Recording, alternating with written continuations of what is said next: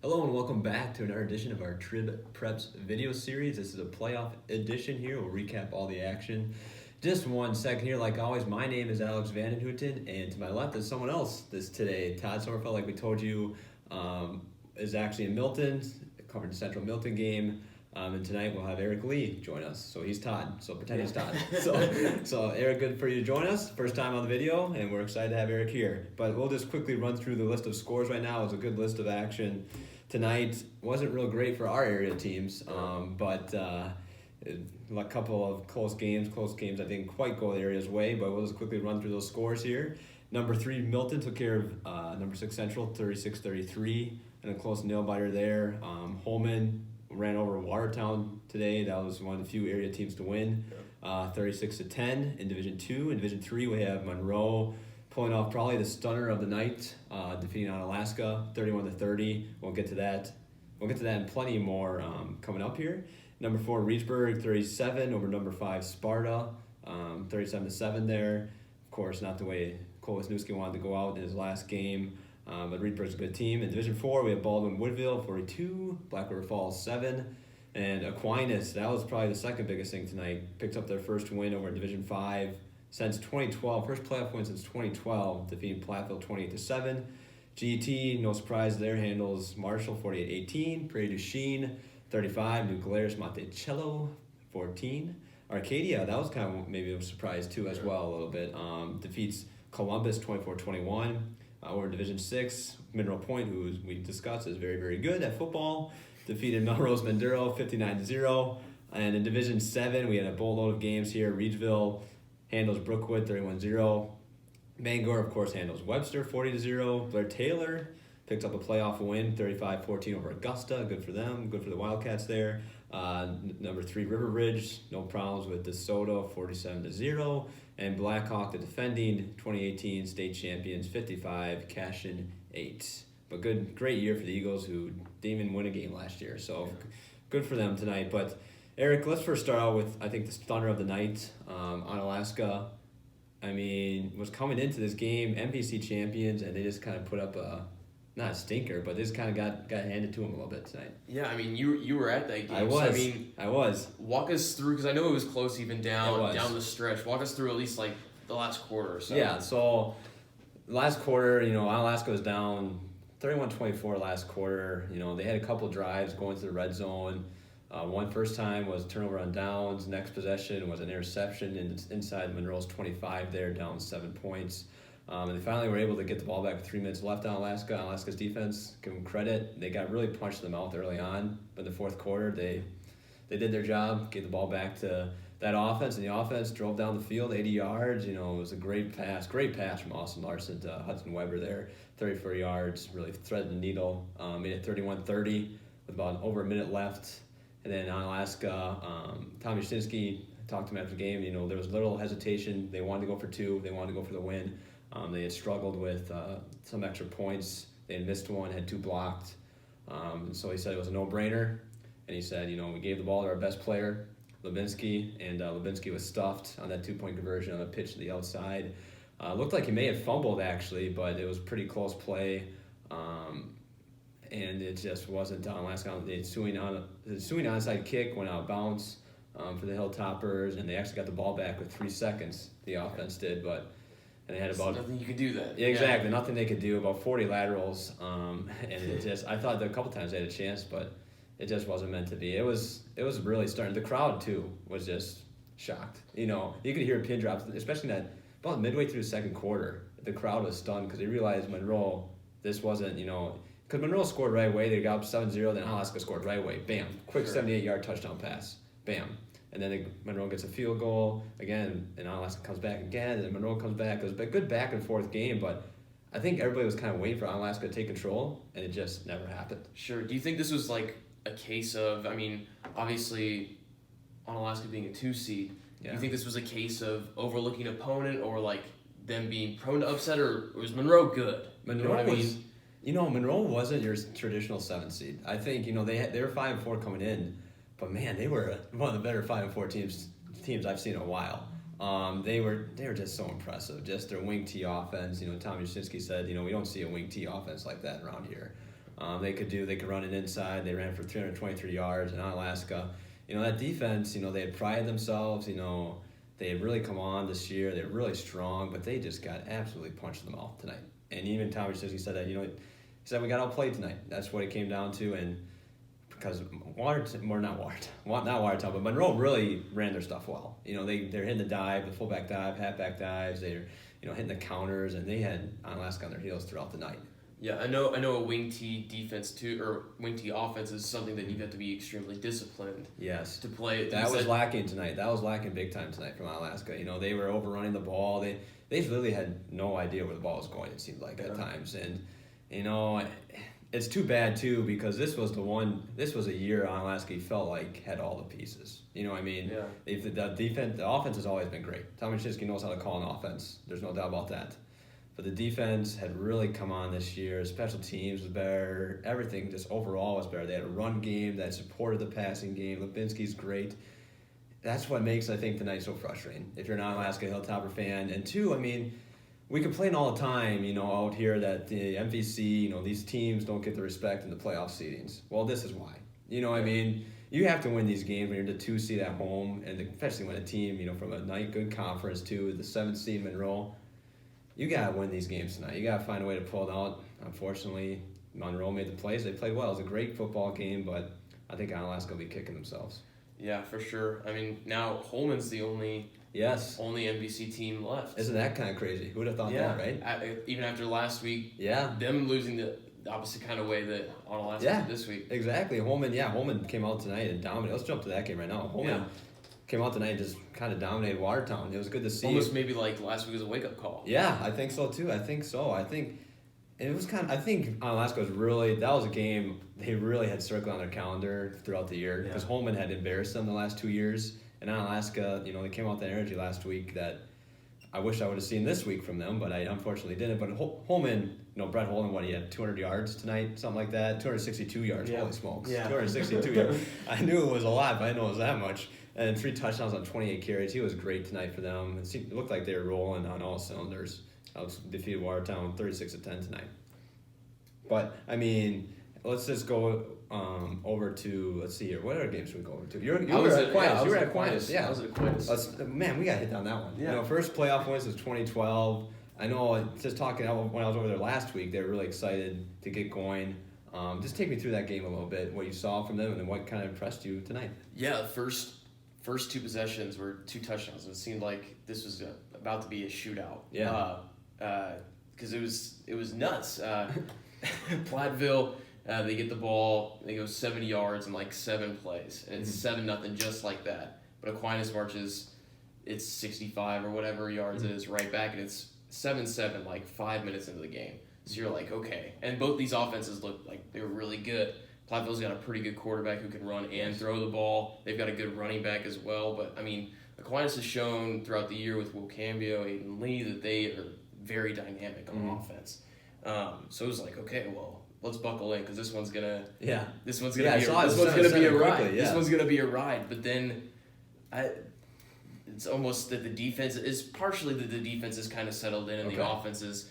Do you feel like it was more defense related than offense, or? I don't know. I go both ways because both offenses totaled over 300 yards, which isn't like a ton of yards, but it's very respectable. And they were very, very close. I think Aquinas outgained them by like 6 total yards or something like that.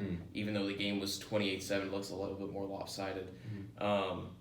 But the defenses were bending and not breaking is what it kind of boiled down to. And Aquinas benefited from 3 Platteville turnovers, 2 of which they turned into scores. The first of which came in the second quarter. It was a Platteville fumble, and then Aquinas goes, and they had a short field to work with, and they capitalized on that. They score. It was 14-7, like midway through the second quarter. So they feel like they've got all this momentum, the offensive momentum, but then nobody scores for 35 minutes a game. Yeah, it just went dead until Jackson Flottmeyer, freshman quarterback, who replaced Gavin Wetzel, senior quarterback, who was injured, ankle injury, I was told after the game, on Aquinas' first drive of the game. Okay. He was like 5 plays in. He designed quarterback run, he got absolutely crushed by about 3 Platteville Yeah, defenders. There was not much he could do hopefully there. Hopefully he's okay there. Yeah, absolutely. And Whistle was a guy, too, that he had a bad knee injury last year, came back strong for basketball. So he's a guy that, kind of beat the odds, too. So hopefully he was okay there. But Flatmeyer, I know, was a guy they're really excited about there in Aquinas. Just tell me, through what you kind of saw from him tonight. Yeah, I was impressed by his poise, certainly. I mean, obviously, Aquinas is a run-heavy team, so they're not going to ask him to throw the ball 15, 20 times a game. You know what I mean? They're not asking that of Wessel. They're not going to ask that of a freshman quarterback who's being put in. But he showed a lot of poise. He ran the offense. I mean, not obviously there's a little bit of a leadership element that Wetzel brings to the table that Flatmeyer can't bring, but the offense didn't seem to miss too much of a beat. I mean, they finished off the drive after Wetzel was hurt. They score again in the second quarter, and then in the third quarter, he found Cambio on a 45-yard touchdown strike. Cambio just seamed right down the middle of the field. I mean, he's so quick. I mean, you've watched him play. He's so fast. He's good. You get him in the open field, and I mean, it's the safety kind of bit down a little bit, and so he just goes over the top. And it was a nice ball right in Cambio's basket. He was almost open to the point he said after the game that he thought he was going to drop it. So open, so he was one thing with don't drop it, right? He was pretty open. But so he played. I was, like I said, impressed with his poise, and he did exactly what he was asked. Tom Lee was he spoke very highly of him after the game. Aiden Lee, Tom's son, was like, it was a pretty ballsy game for him. Like, you don't see that from a freshman quarterback. Like their first game, a playoff game, one that something Aquinas hasn't been in since 2012. Yeah, like this is a big moment. True. It's a very big moment, and I thought he rose to the occasion as well as he could have. So then they were able to tack on a score after that touchdown pass. They came down with an interception on Platteville's ensuing drive, and they went and they tacked on another one late. Pretty much sealed it. By then it was, I think there were about 3 or 4 minutes left in the game. It was 28-7, and it was all you would sense it too, that the players on the sideline. It was, it was a cool moment. Yeah. And we've said throughout the year, Aquinas was in a bad spot a few years ago with their program. It's good to see them rise up, and the job that Tom Lee has done has been phenomenal, and they'll get those kids to believe again is pretty powerful stuff, honestly. But of course now the Blue Goals actually will be traveling to GET. We'll be taking on the Red Hawks there. Let's talk a little bit about that matchup. GET, we were talking earlier about this matchup actually being a potential thing because we don't get a lot of area teams playing each other in the playoffs a whole lot.